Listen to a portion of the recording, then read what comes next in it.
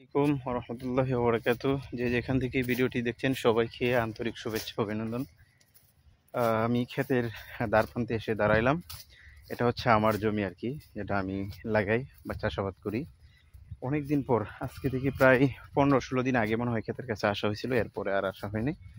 তো ক্ষেতের কাছে আসলাম, এখন দেখলাম যে ক্ষেতের ভিতরে ধানের মধ্যে পোকার আক্রমণ আছে। এখন বিষ, যেটা কীটনাশক হিসেবে ব্যবহার করতে হবে, এরপরে সার কিছু প্রয়োগ করতে হবে, এরকম কিছু এখানে এসে বুঝতে পারলাম আর কি। আসলেই আমরা যারা কৃষক, জমির কাছে যদি না আসি বা জমিতে যদি সঠিক পরিচর্যা না করি, তাহলে সঠিক ফসলটা আমরা সেখান থেকে কিন্তু আশা করতে পারবো না। এখানে কিন্তু আপনারা ইচ্ছা করলে দেখতে পারবেন যে পোকা কীরকম আক্রমণ করছে। এই যে যেমন আক্রমণের যে দৃশ্যটা, এখানে কিন্তু প্রত্যেকটা পাতায়, এই যে পাতাগুলো কিন্তু একবারে কুচে হয়ে গেছে আর কি, এটা কুচ লেগে গেছে আর কি। এই এগুলো প্রত্যেকটার ভিতরে কিন্তু পোকা আছে, প্রত্যেকটার ভিতরে। পাতাটা কিন্তু আপনারা ভালো করে দেখতে পাচ্ছেন কিনা সেটা জানি না, কিন্তু এটার ভিতরে কিন্তু পোকার আক্রমণ আছে আর কি, যেটা ক্ষেতটাকে অনেকটাই সাদা বানিয়ে দিছে।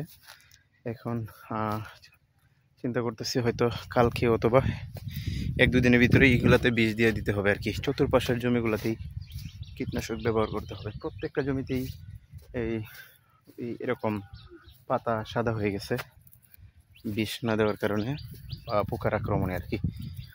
যাই হোক, এখন বিষ প্রয়োগ করতে হবে, এটাই আর কি।